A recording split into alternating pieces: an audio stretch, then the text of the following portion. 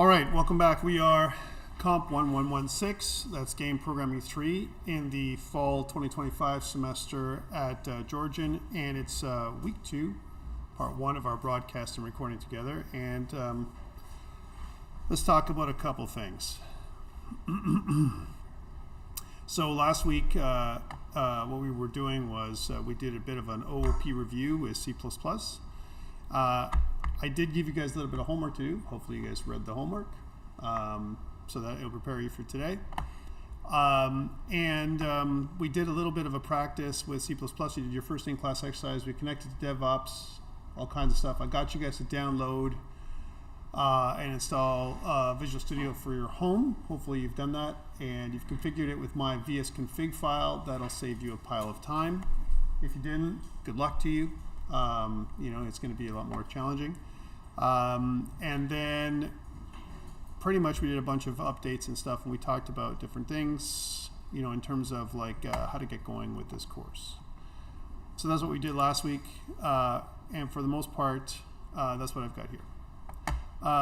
For today, more challenging, right? We're going to talk about an OOP review, so we're going to talk about like last week's homework, and then separating C++ files, why we want to do that, you know, compared to keeping them all in one file. Some people have this tendency, like when you're with Connor as an example, he might just have one big file. That might be okay for for graphics, but it's not okay for the rest of the world and for what we're doing with Unreal Engine. So I've got to train you guys on how to separate files, why we separate them, what is a .h, what is a .cpp, and those kind of things, so you know the basics of what that is. We'll get right into Unreal Engine today. Hopefully you guys have more experience now with working with Steve. Yes? Kind of? A little bit. What did you guys do last time? We did changing scenes. I haven't filled in. What else did we do? Any movement, or input, or blueprints, or yeah? We did like collisions and Okay. a lot of blueprints. Oh, and a lot of blueprints? Yeah, decent bit. Good. So we'll be doing more of that. We'll be doing player movement again. I'm going to give you a starter project that you're going to download and install. I'll do the same for me. And then we'll get right into C++ for Unreal Engine, which is part of our in-class exercise 2, where we basically take the blueprints that we've done and convert them over into C++. So we'll see how that works. And there'll be more of it will be me this week again, because I want to guide you through it. There's like a lot of little piece parts. Eventually there will be a part that is all you, just not this week, because there's a lot to do. All right, so that is the plan for today. So last week's homework, we talked. I asked you guys to look at OOP. We did do some of this. I kind of said that, asked you guys for definitions last week. I said, like, you know, what is OOP, object-oriented programming? Some of you were able to answer, some, especially in the second section. You guys did a little bit better. And you guys, the first section. So it is what it is. But basically what it is a class is a blueprint for creating objects. An object is an instance of the class. Instance is a weird word because it means like it's just been instantiated and that kind of thing. Let me just, now when I'm looking at it, let me just release these slides to you.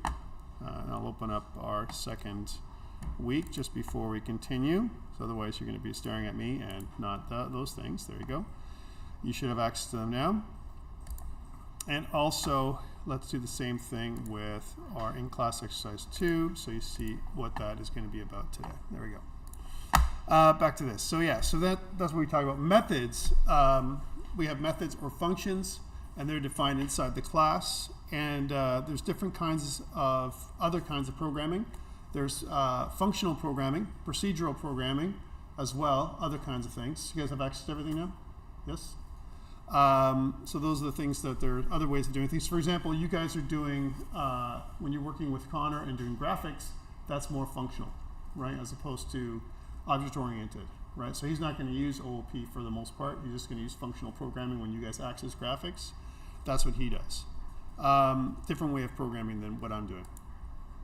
One thing that OOP has is something called encapsulation. That's what we talked about last time, or data hiding, where we have private instance members and public properties. That's what we talked about last time. What we do is we protect everything inside, or encapsulate everything inside privacy, so that way you have your data members that's private, and you go through public properties to go into your data members. We use getter and setter functions, also called accessors and mutators, to access your data or change your data somehow, set it. And then, of course, we also use inheritance. Someone mentioned here inheritance.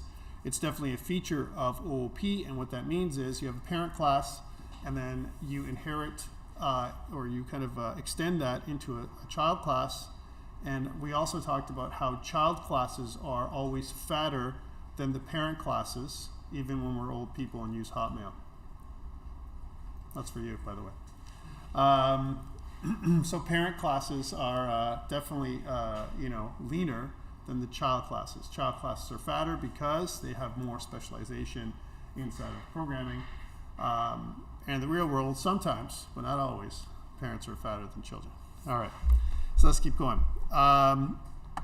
Polymorphism, and that's something we really simply touched on, but more or less it's whenever I override a method. Methods or functions can have multiple forms, and each method has something called a signature. The signature are the inputs, the parameters that go into the method. And so if I have a method as an example, or a function that only takes one parameter, let's say for example a string, and then I have that same method name that takes an integer and a string, that is a second signature, or we can call that an override. An overload. Overriding is where for polymorphism, is when I declare a method as abstract, and I'm not sure if you guys have seen that. Virtual methods is what there are, and then what happens is that method, when it comes and when I'm using it in my child class, I completely override the content of that method and make it a whole new thing. It's almost like I define a new set of behavior for that method compared to the original one. That's overriding. So they're overloading, like I said, multiple the same name, multiple different kinds of inputs, and overriding where we change the functionality. So that's polymorphism in a nutshell, plus of course abstract classes that exist in C#. They do exist in C++, but it's the way we do things, make abstract classes in C++ is a little different, and I haven't shown that to you yet, and we probably won't, because we're going to go right into Unreal Engine's version of C++, which is what you need for this semester and next semester, not necessarily raw C++ and that kind of stuff. So that's polymorphism. So again, these are all features of OOP that I'm talking about right now. Okay. One thing I've put in here is a hierarchy of common classes that you're going to see in Unreal Engine. So you may not know this already because you've only just started with Steve talking about stuff, but let's go over it again. The object class is the superclass of all superclasses for Unreal Engine. So object is at the top of the hierarchy. That means everything inherits from object. Again, going back to Connor's gripe about OOP, there's a whole cascade of inheritance from the object class all the way down to whatever you're using.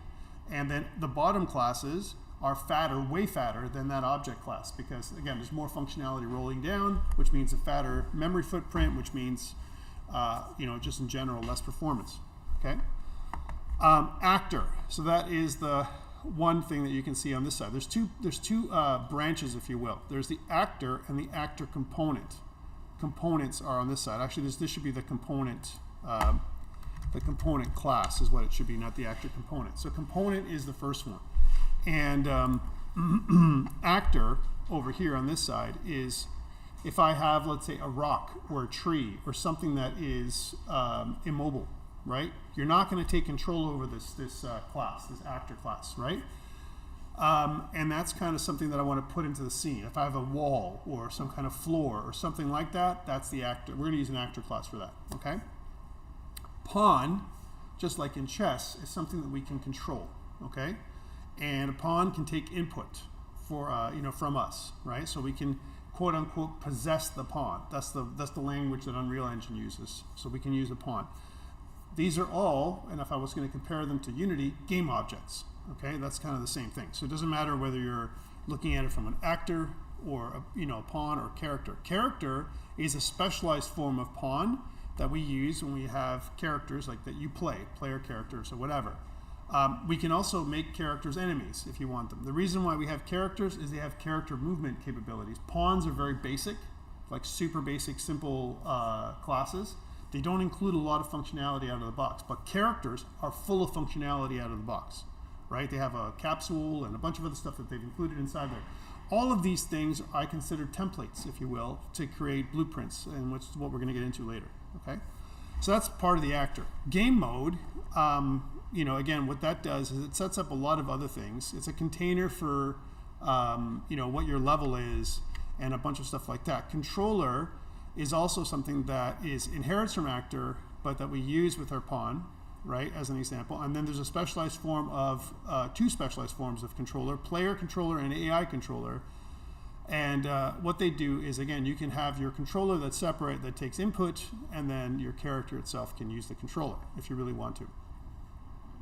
And then components, we have a bunch of components. Kind of on this side. So this is kind of a hierarchy of common classes for Unreal Engine. And I think it's important to know this stuff. We're going to get more into it as we go this semester. All right, abstraction we talked about briefly. I won't talk about dynamic dispatch or message passing. That's more advanced. We'll talk about that later on. So why do we want to use OOP? There's all this stuff like that we have to know, and it's way up there. Constructs. There are all these constructs, a framework, if you will, or even a design pattern of how we're going to be teaching and how we're going to be learning. How are we going to be using C++ and everything else? Why? Why all this stuff? Because we can reuse it. That's really important. It's modular, so we separate concerns. It's scalable. That means we can add more and more to it, and all that kind of stuff. And it's easy for us to use. It's a paradigm that's being used everywhere. Like I said, once you learn it in Unity, you can learn something similar in Unreal Engine or some other engine in the future. I'm just going to close that door.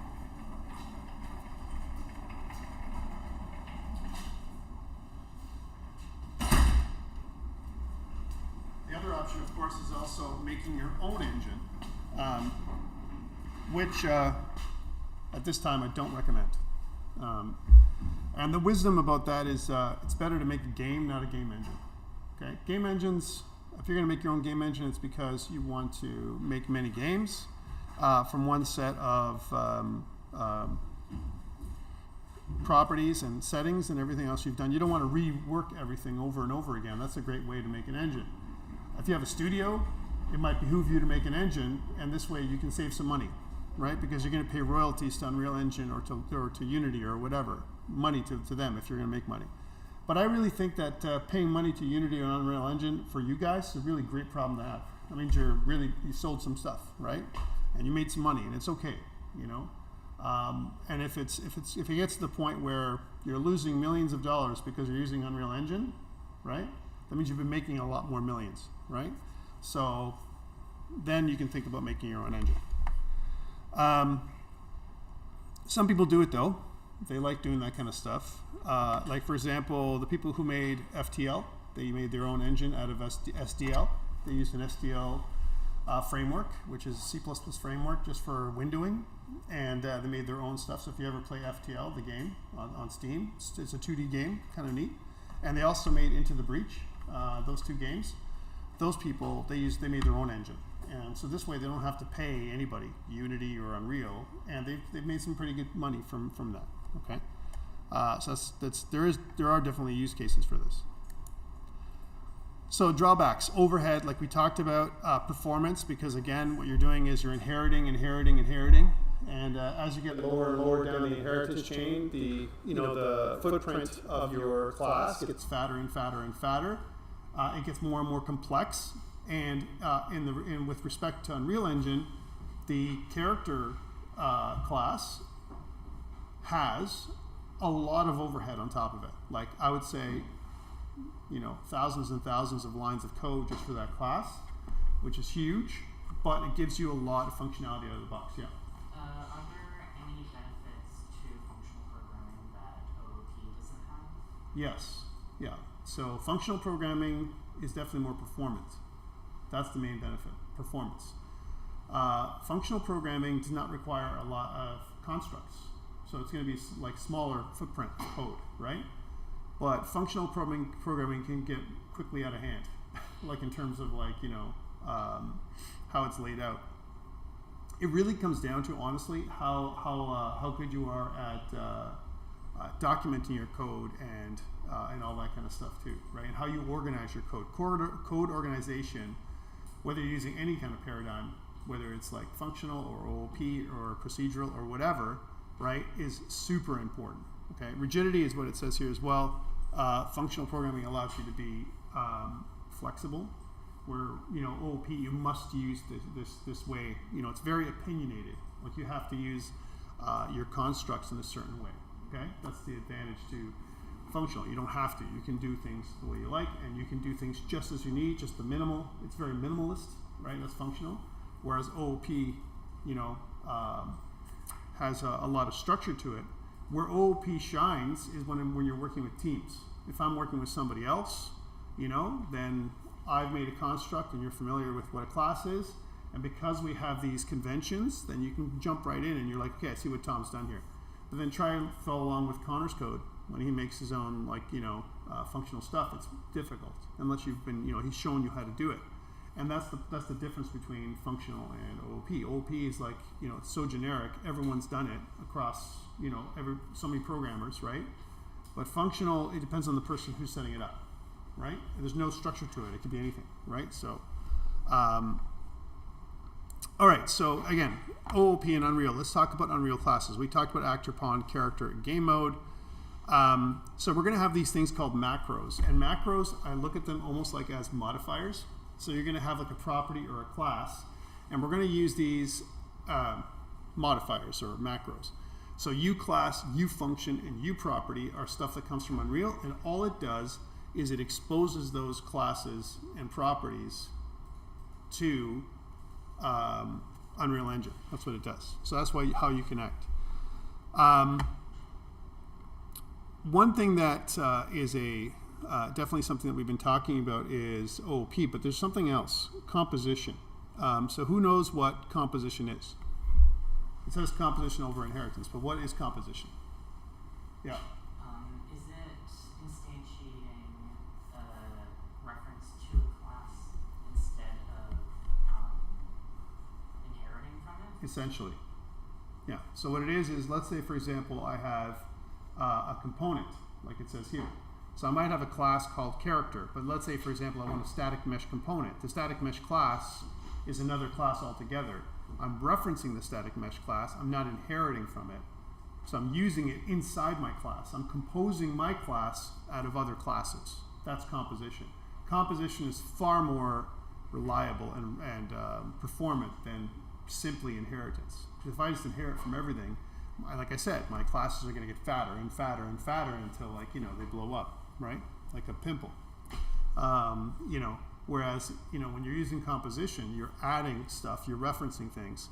Now, the differences are that you have a dependency chain. That's what happens, right? Where if I change something higher up in the class structure, like if I'm programming, then what happens is it affects all the child classes. There's a cascade of changes, right?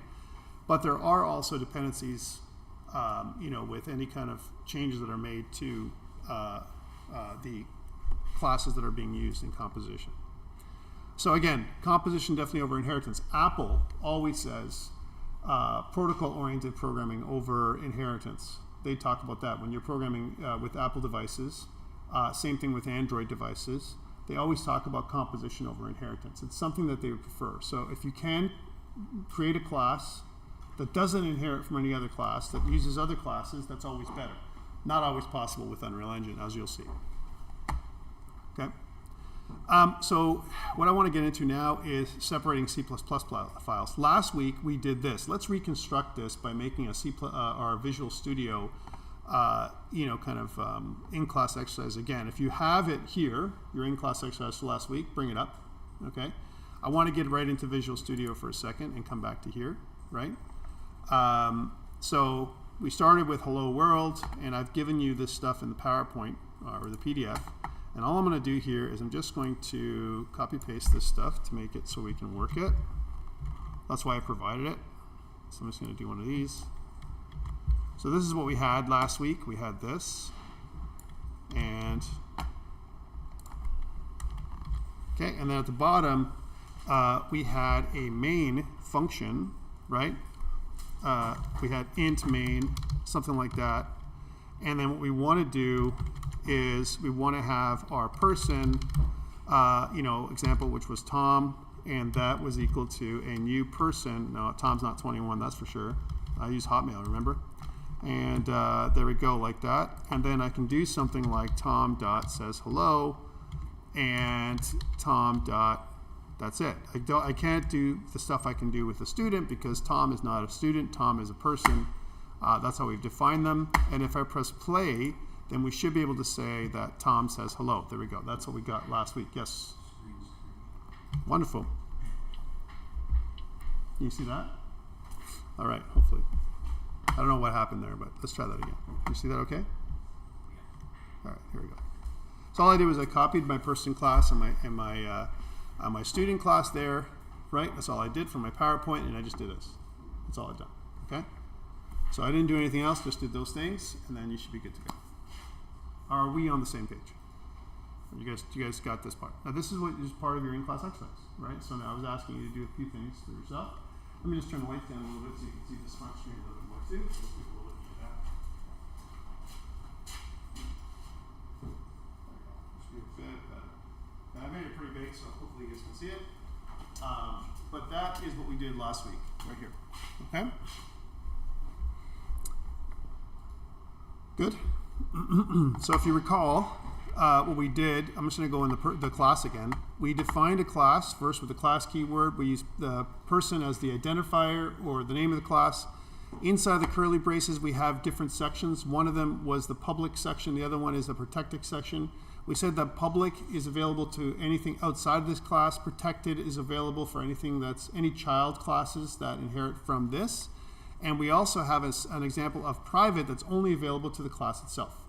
Okay, so those are the three levels of access that we have for basically using OOP in C++. Very basic classes. This is a classic example. That's all we've done here. And just going to kill this for a second, give us more room. This is what we've done. All right. And again, when we run this thing, if you see, all we get is Tom says hello. Okay, so this is good. And we can also extend this. So let's say if I had another name, I'm just going to use another person. So say person, instead of person, we'll make it a student. And let's say Wallace is the student for this one. And we can say, well, this is a student, but we need to take in 3 pieces of information now. Wallace, a student with an age and a student ID, whatever that looks like, sure. And we can say that Wallace says hello, but Wallace can also study those things. Because why? Because students have an additional function that are not available. It's not available to the person class, which is this studies function that only exists in the student class, right? But not in the person class. Persons can't use studies, right? Only students can do that.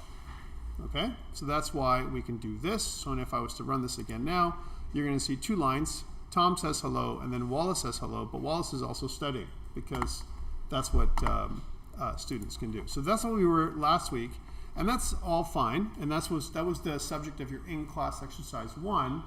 And I'm not going to make in-class exercise 2 this. I'm not going to do that with in-class exercise 2. What I want to do instead is I want to continue with the stuff that we did last week, in-class exercise 1. Again, I don't expect you to save anything or whatever right now, but I want to talk about how to separate these files, as an example, these classes into separate files. Okay, so we have the person class, we have the student class, but they're all in one file. Also, one thing to note is that it says ICE1 CPP, and I don't want this. This should be called main, so let's rename this one. So we'll rename this to main.cpp. That's the source file, so you can see that. And we should run this thing to make sure it still works, okay, because main is still our entry point into the application. There we go. That's wonderful. So how do I separate them? Well, first, there's a couple things, a couple tricks, and I put this in the PowerPoint, but I want to speed through it here with you if I was going to separate these things. I need, there's one way of doing it, by the way. I could have one big file, one big CPP per class. That is definitely an option. Okay, so if you're talking with Connor, he might say, meh, you don't need the 8.h's, who cares? You know, just use .cpp files, and that's all. And let me bring that up. So, so one option is you can definitely do this, one file per class. Okay. What I've also done here in the PDF is kind of indicate what everything is. So, for example, this is the public area accessible to classes outside the class. This is protected area, and so on. I've also included what things are happening. For example, this. I have member variables that I define down here. These are member variables. Remember we said that M underscore means member variable that's private. Okay, that's what M underscore means. And then we have different data types. Int is your primitive data type. And then remember that in order for us to do strings, we must use this include string. If we don't, then what happens is, C++ doesn't like that because C++ is modular. And then we need to kind of include the functionality as we go. Because strings are complex data types, we include the string library that includes many other things as well. So that's what this is. And that is what it would look like if it was a single file. We would just put this in person.cpp, and that's it. Okay? And then in our student.cpp, notice here I'm including person.cpp. Why is that? Why am I including person.cpp in my student CPP class, CPP file? Maybe I can have someone else answer. Yes? So you can reference the public also? Yes, but there's another reason. Look what I'm not doing in my student.cpp, right? I don't have IOStream, and I don't have string. Why? Because remember what we do when we're importing. If we're including. If I include something here, I'm actually taking the entire IOStream library. You can't see it, but I'm injecting it in here. I want you to imagine thousands of lines of code every time you do an include. Thousands, at least. Could be millions, depending on how many includes that include has. Okay? So I include it all in here, and it's jammed in here. It's in the IOStream. That's what IOStream includes. Thousands of lines of code, potentially. Same thing with string. I've included thousands of lines of code here, right? And then I don't want to do that again. Why would I include thousands of lines of code here again when I'm including person? If I include person, I'm taking all of person plus its thousands of lines of code that it includes and jamming it in here.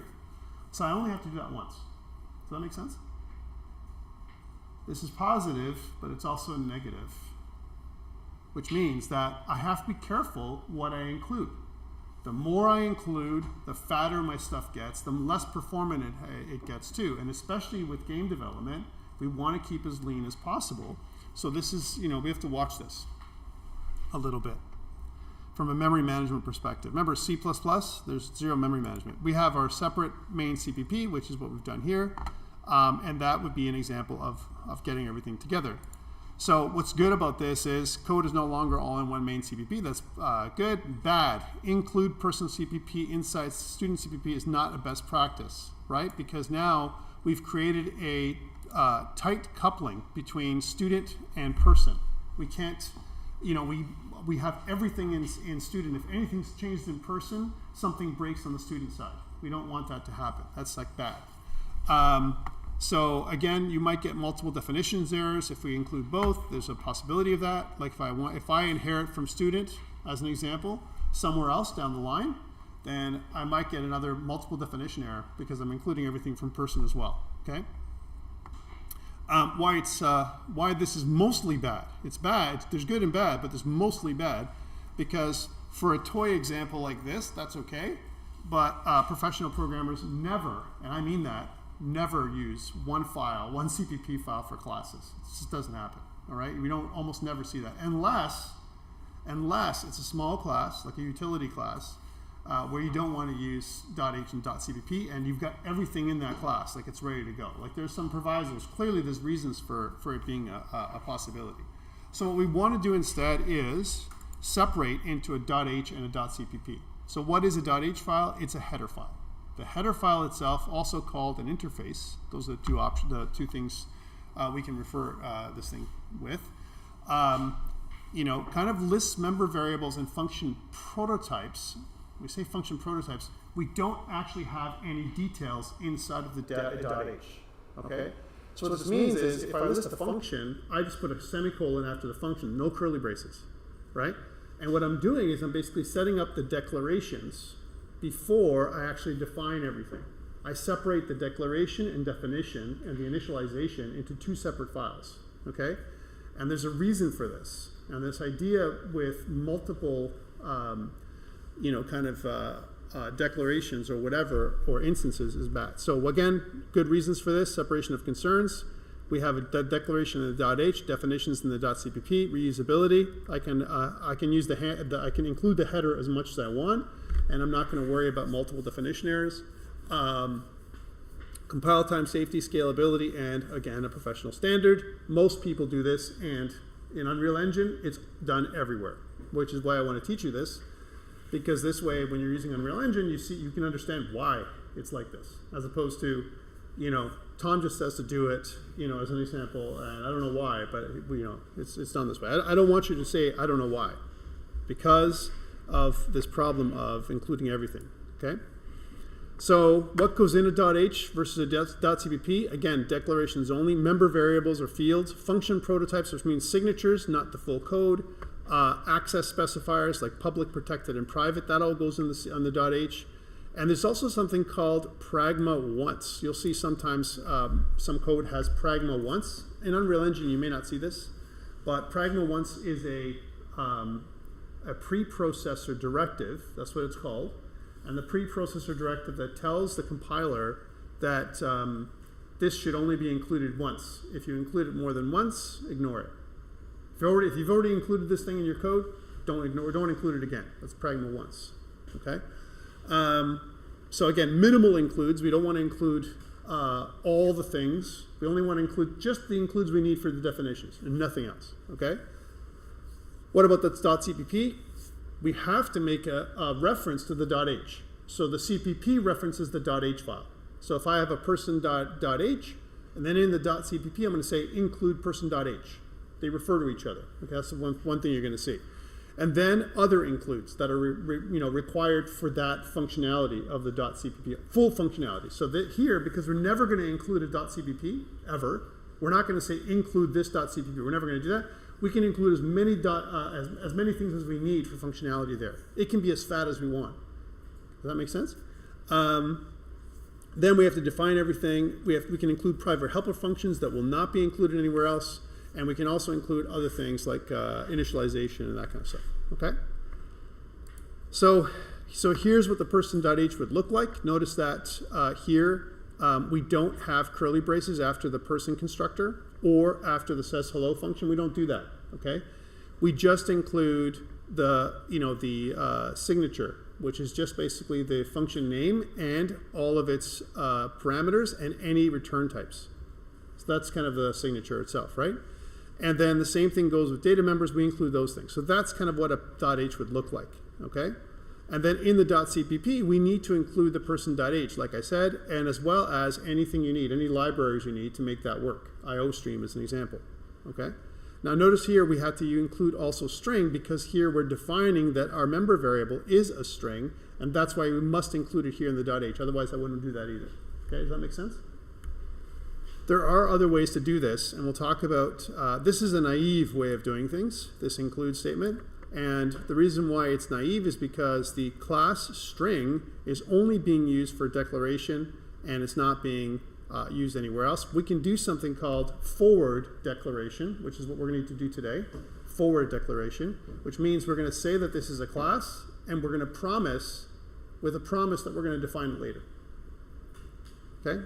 So that's how we do it, and we do that in Unreal Engine all the time. Okay, and I'll show you that as we go. So let's do it. Let's move that over. So if I was going to do this, first thing is I want to make some files. So here in Visual Studio, the way you do this is you right-click on your source files.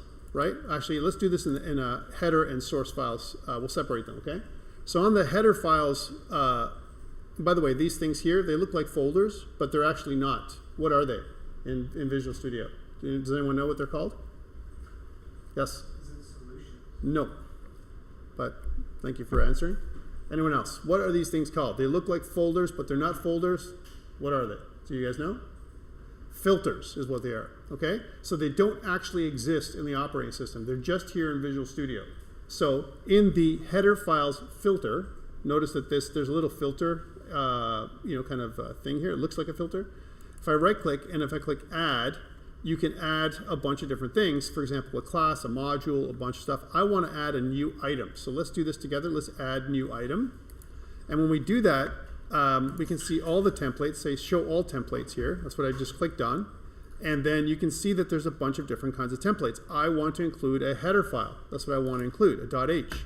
And let's name this person.h. Let's do that. So person.h. Okay? And let's click add. So that is where your person.h goes. Now here, notice it included pragma once by default. Yay. Okay. What do I want to do? How do I include that person.h here? I can go to my PowerPoint and grab everything from my person.h if you want, just this part here, and drag it in, or you can kind of do it manually. But I want to do it quick because we're going to run out of time if I do it manually with you, right? And so here's an example of where it might say I need to include a string. So it's going to say include string. If I try to forward declare, right? So if I say something like forward declare string, right? The way I would do that is, what if I wanted to do something like class, standard string and do that? I mean, here, the problem with it is because string isn't a class, I can't really do this in standard C++, but we're going to see this pattern coming up in Unreal Engine. Okay, that's this idea of forward declaring without us doing something like this, okay?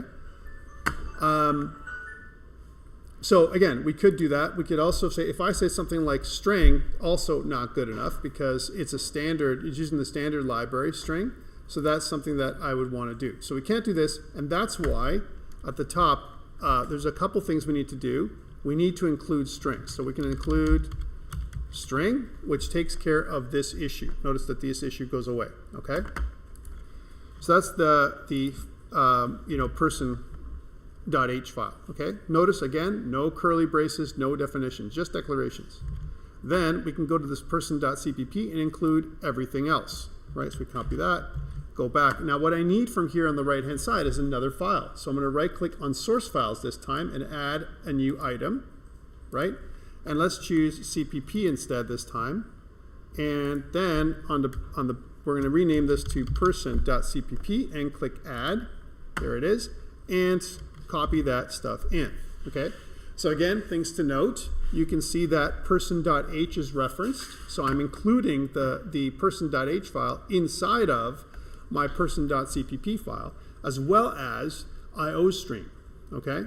So now notice that string is okay because we've declared it in person.h, and so is iostream. We can actually output this. So this is our person class, okay? Again, separated into .h files and .cpp. Are you with me? Okay? Separation of concerns, but also the right way of doing files, kind of in C++. Okay.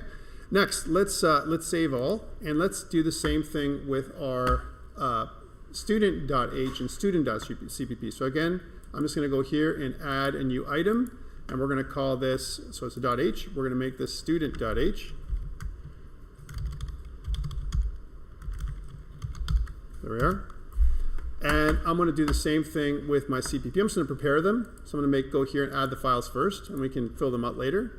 So I'm going to go here and just go to student.cpp. There we go. So I've got the files. And now I'm just going to go back to my PowerPoint and copy them in because I want to save some time. So just going to do one of these. This is my student class. Put my student.h, put that in there, and then go into my student.cpp, grab all this instead of typing it longhand. Just going to type, kind of paste it in. And I want to talk about this now. So save all, and let's take a look at what student does. So student, what it does is it uses the colon, and colon stands for Colon stands for? Colon stands for? Yes? Inherits or extends. All right, so student inherits from or extends the public person class. That's what we're doing. That's what we're saying here with the colon. Okay? And then notice that the student constructor is larger than the person constructor. If I was going to go to the person constructor here in the person.h, you can see that it's much smaller. It only has two inputs, name and age, where student has name, age, and student ID. There's three inputs for the student constructor. Why? The student has another private instance member called student ID, right? And that's the difference between one and the other, okay? Sorry, can you go back to the person.h one first? I have an error on my one. Person.h, yeah, okay. Again, you can get this from the PowerPoint slide deck. Yeah, it's all there for you, but the reason why I've put this in there, I want to illustrate what it's like here. The reason why this is not part of your in-class exercise is just an illustration or practice to show you how you separate files, because we're going to need to do this with Unreal Engine today. That's why I'm doing it. The only reason why I'm doing it, okay? All right, so now that we have all this, right, we have the person class and everything else, we have to go back to main, right? And in main, we can get rid of all this stuff. We don't need the person class and the student class and all this stuff in main. We can just kind of kill this all the way down here. So all this stuff here, including the IO stream, we can kill. We don't need any of that stuff. And now we're getting all these errors in main, right? Well, of course we would, because we don't have a reference to person and we don't have a reference to student. So do I need to include both person and student at the top here? What do you think? No. Here's, I know it makes sense. Like in your mind, you're like, yeah, I need both because I'm including person and I'm including student. But remember, student is a person. So if I only include student, I also get the person class because the person class is included in the student class. Remember? So student is fat because it has both the person, all the person files, and all the student files in one. And that's why we only need to do include and then student.h. That's all we need, okay? And then everything goes away, okay? If that does not compute for you, if you look at this and you're like, wait, that doesn't make any sense. How come I don't have to use the person class? Think about it for a second, right? If a person class, if I want to include, and every time I use a class, I must have an include somewhere. I have to, right? And if I don't have an include, it shouldn't work. Well, then how does person work? Well, because we've included it in the student class. Now, this is where it can get a little bit, obscure. You're looking at it and you're like, wait, I don't understand that. How come this is happening? And if you have that question, start looking at the includes. Start looking at what's been included. And then try and puzzle it out, right? So let's take a look at the student.h file. If I go to the student.h file at the top, oh, there it is. Look, we've included person. So I don't need to include person anywhere else. I've already included it here. That's why I don't have to include it again. But what if I did include it again? Would it cause a problem? Let's try that. Let's see if I include it twice. So if I go to the top and I say, okay, I want to include person as well. All right? Does it cause a problem right now? And you can see there's no errors. Let's run it, right? Let's see what happens when I include both. And the answer is everything's fine. Why? Well, even though we've double included it, we've included it twice, we have this funky thing at the top of person called pragma once. Pragma once means if I've already been included, don't include me again. Okay? And that's how it works. Questions around this. This is separation of concerns. This is separation of files. If you don't understand this, then Unreal Engine is going to be very difficult for you. Okay? I'm just going to let you know. Questions, please. Ask me the questions. Don't be afraid. Make mistakes, guys. This is the best way to learn. Even if you make the wrong, if you ask the wrong thing or you think you don't want to, it's a safe spot. Don't worry about being embarrassed. Just ask. So this is the first step. The first step is understanding a file separation, which is what we've done here, okay? And what we've got here, and exactly what I said here in the PowerPoint, is that since main is the entry point here, one thing that we can also add in is a return 0. And although we don't include it, it's implied, okay? So going back to our main, notice that in the main, if I go back to our main file, there is no return type, but yet it's returning, has a return type of integer, right? Well, the funny thing about int main is if you don't include a return type for the main function, it assumes that it's going to return 0, right? So we can explicitly do that instead of implicitly do that. Implicit means it's kind of automatic. Explicit means you're telling it to do exactly what you want. So let's be explicit. We can say return 0. And what return 0 does in a standard CPP with C++ is tell the system everything is okay. All right, there's no errors. We can also use this if I make, remember, C++ is not just used for gaming. C++ is used for making little, programs that run in the command line, right? So the command line is something that I can use too, and I can return, data back to the system saying something is not okay, like your user entered the wrong data, that kind of thing. Okay. Like right now, notice that main doesn't take any inputs, but main can take as many inputs as you want. Okay. For example, I can use something called arguments, argv and argc, right? Where I can take in arguments from the command line if I was going to call this little application from the command line itself. Okay.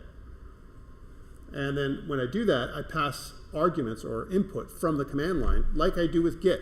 Here's an example of command line, what I'm talking about. If I go to View, let's do this together. If you go to Terminal, right? And at the bottom here, you can see that you have a terminal. And if I use the command git -- version, right, as an example, git is the program written in C++, right? -- version is the argument, the input, right? So if I put in a messed up input, then the program should return out something's wrong. I try to give it something that it doesn't understand.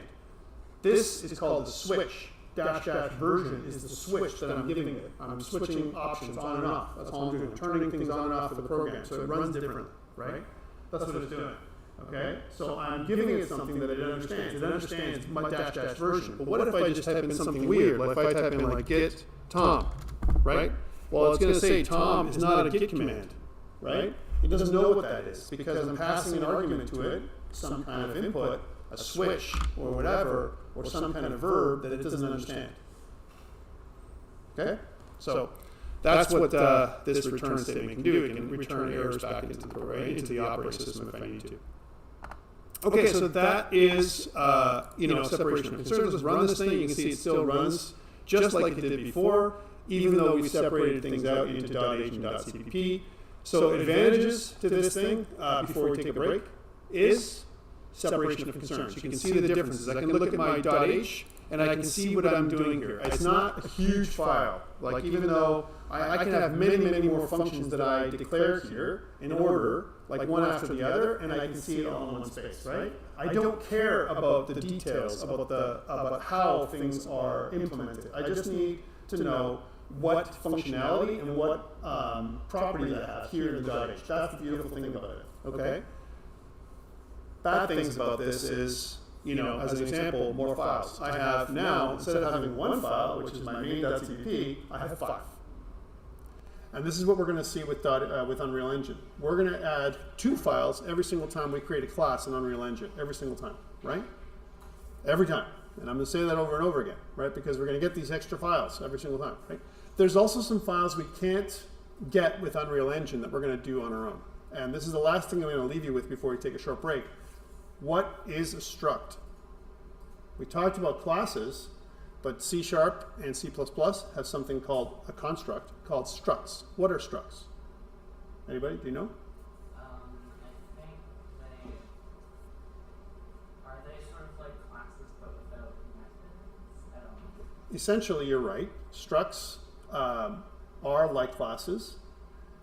In C++, they are typically used to construct our custom data type. That's what we use them for. Yes, what were you going to say? Classes are by default private, structs are by default public. Absolutely correct. In C++. In C#, what is it? There's a difference in C# compared to C++.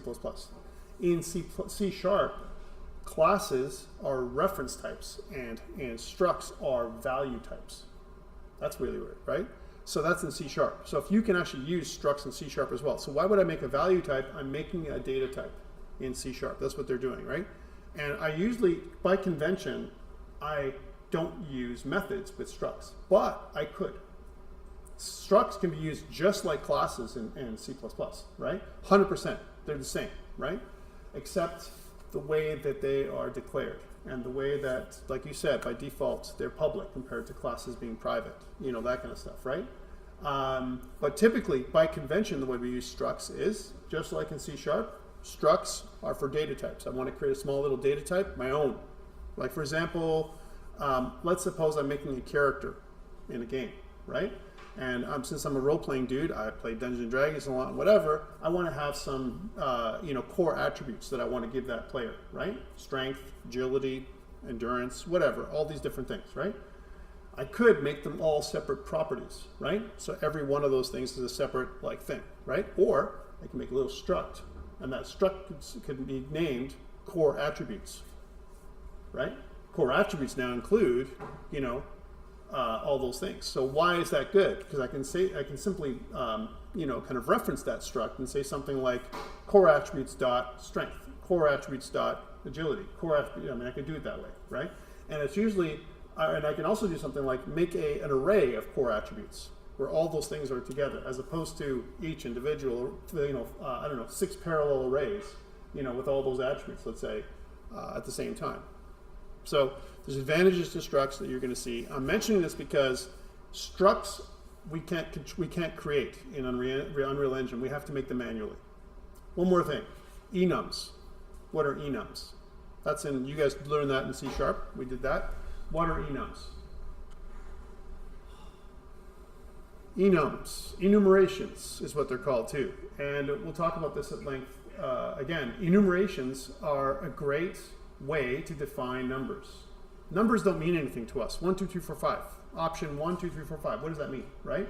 Or maybe the enum can also be, you know, or sorry, the number can also indicate something like behavior. Maybe 1 means run away, and 2 means you know, fight, and 3 means defend. What the hell? How am I going to remember that? What about 5 years from now? Those numbers mean nothing to me, right? But if I put some kind of word next to it, like you know, chasing, you know, fleeing, attacking, right? Those words can be related to the number. So it's a friendly name of allocating or making a reference, a key, adding a key for a particular variable, and usually, or a number, and usually it's an integer. So example would be, I have different states. I want to make a state machine. We can use enums as an example for animation states. I'm in an idle state. That's animation state 0. I'm in a fighting stance state, you know, whatever, that's animation state 1. I slash, that's animation state 2, you know, as an example. And instead of doing all those 0, 1, 2, I can just say idle, fighting stance, slash, right? And that's a lot easier. So enums are something else we have to make manually in Unreal Engine. But it won't generate that class for us, as you'll see later on, okay, enums. And there's some others. All right, but for the most part, when we create a class, as you're going to see later on in Unreal Engine, it automatically generates everything in C++ for us. And we're going to do this today. This is our part of our in-class exercise 2, where we actually generate our class, inherit it, use it in our blueprints, and modify everything so that we do something very similar on the C++ side that we would have done on the blueprint side. All right, I've been talking for a while. It's 8:56. Let's take a short break. I'm going to grab some coffee. You guys do it too. When we come back, we'll get right into Unreal Engine.